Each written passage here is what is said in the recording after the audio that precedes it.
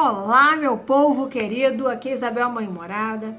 Tô aqui pra gravar mais um vídeo pra vocês, aquele vídeo muito louco, aquele vídeo sem recurso, sem vinheta, sem cor nenhuma, porque já expliquei a situação do meu computis.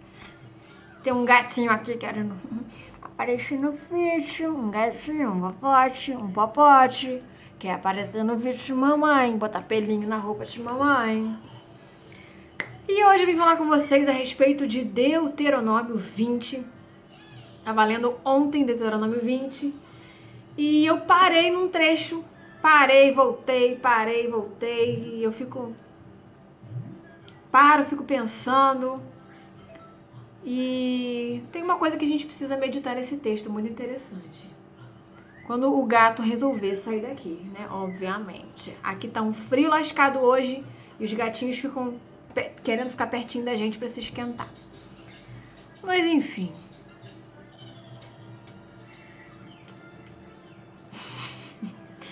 Sai daí, bumbum de gato.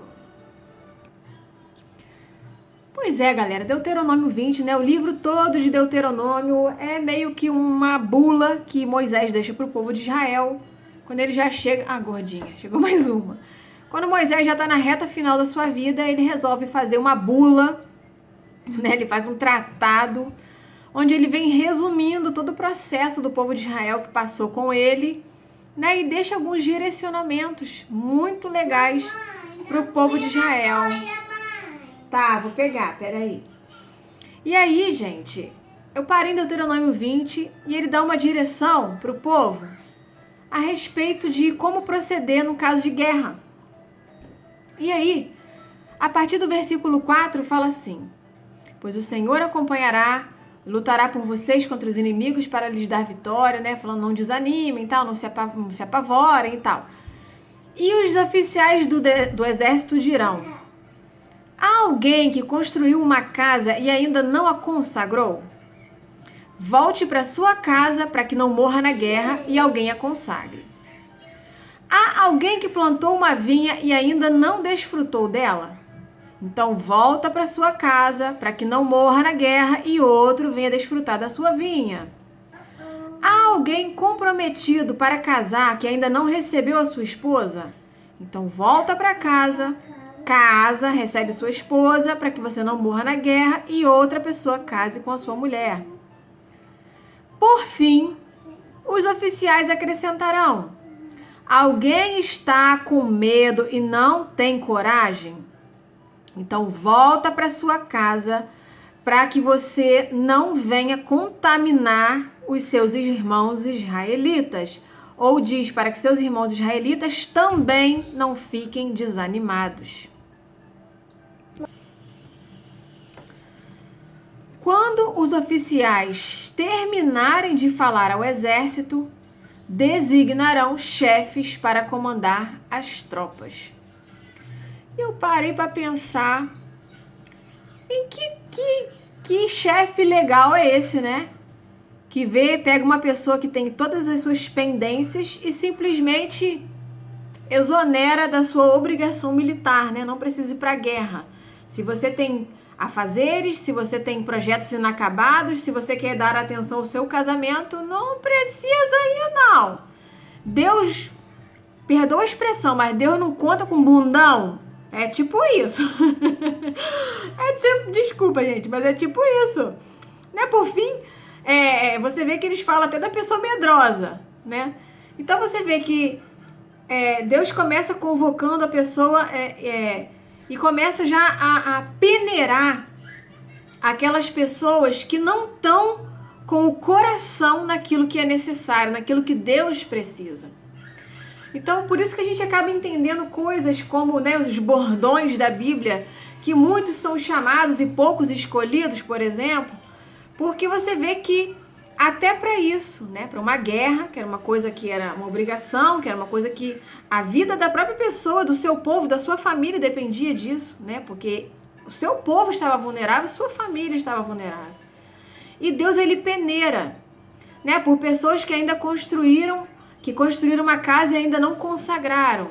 Quer dizer, pessoas que precisam dar prioridade ao seu patrimônio, né? Depois ele vem e pergunta se tem alguém que plantou uma vinha e ainda não desfrutou dela. Quer dizer, um projeto inacabado. Uma coisa que deixou pela metade, que ainda não desfrutou. Depois vem falar da mulher. Quem tem uma mulher e ainda não se desposou dela, né? Uma coisa mais carnal, uma necessidade carnal de se consumar um casamento. E por fim vem para a parada psicológica. Quem é medroso? Né? Quem é desanimado? A palavra, outras versões falam quem é tímido, né? Enfim, não precisa ir. Se você tá com medo, né? Se você não tá no propósito, não vai, não precisa ir. Obrigada, para que você, por favor, não comece no meio do campo de batalha a murmurar e contaminar o seu irmão ficar morrendo de medo igual você, né? Então aí, né? Aí que chega o ponto que eu gostaria de chegar. Depois que Deus peneira, quem tá com problema financeiro, quem tá com problema de projeto, de expectativa de vida, quem tá com problema carnal, quem tá com problema psicológico, depois que corta esse povo todo doente, ou que tá com outra prioridade na vida, depois dessa peneirada, aí é que os oficiais começam a escolher os chefes das tropas. Olha a outra, gente. Oh, meu Deus. Mas então, voltando ao assunto, né? Depois que Deus peneira, separa, aí é que ele começa a distribuir as posições de destaque e de liderança entre esses valentes que abnegaram das coisas que teriam secularmente e resolveram se posicionar para enfrentar essa guerra. Eu acredito muito, sinceramente, que dentre estes que ficaram, tinha gente que também casou e não ficou com sua esposa ainda, que fez a casa e não desfrutou, que plantou a vinha e não desfrutou, que estava morrendo de medo, mas estava com sangue nos olhos, querendo fazer o que Deus queria e conquistar aquilo que Deus prometeu. Mas esses caras não arregaram na hora que foram passando ali a liberação dos caras, não. Sabe? E muitas vezes nós nos encontramos nessa situação. A gente tem limitações, a gente tem coisas na vida inacabadas, a gente tem pecados ou outras coisas que acabam assim, dividindo o nosso esforço, né, de servir a Deus. A gente acaba se dividindo, gastando uma energia imensa para se livrar de problemas, de pecados, de coisas crônicas, feridas na alma, enfim, opressões malignas, e é tanta coisa que pode interferir na nossa vida com Deus. Meu Deus, são infinitas possibilidades. Mas se a gente permanece, sabe, apesar de todas essas coisas inacabadas e limitações, o Senhor tem uma posição pra gente, guardada. Não tô querendo dizer que Deus vai te exaltar, que tu vai ser líder de ninguém, que tu vai ter posição, posições de evidência na sua igreja, que às vezes a gente fica achando que ser exaltado por Deus é ter uma posição de evidência na igreja, tá nas plataformas, tá no altar falando, enfim. Não, meu amor, o parâmetro de Deus não é esse, tá? Já vou logo te avisando pra você não ficar iludido, não? A outra tá linda, igual uma esquimózinha.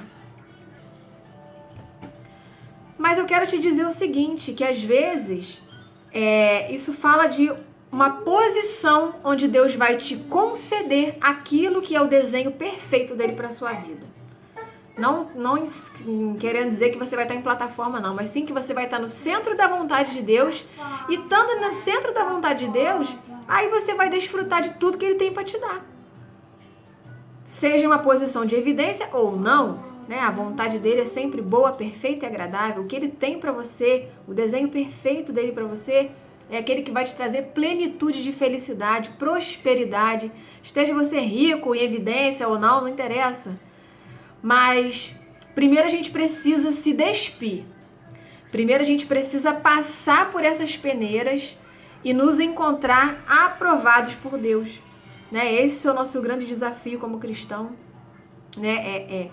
É conseguir segurar nas promessas e esperar o nosso galardão. Seja ele aqui, seja ele na glória, não importa. O Senhor é quem sabe, mas a gente só tem que estar posicionado.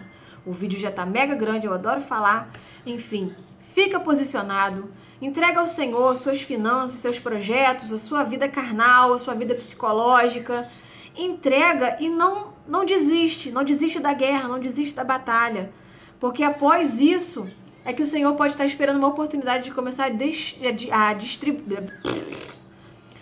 distribuir, né, as suas bênçãos, e às vezes a gente ficou lá para trás no meio do caminho, passou na peneira porque a gente tinha outras prioridades na época, deixou de receber uma grande bênção do Senhor.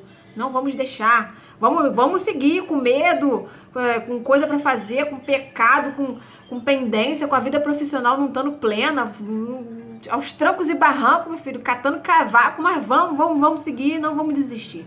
Tá bom, gente? Um beijo pra vocês, o vídeo tá imenso.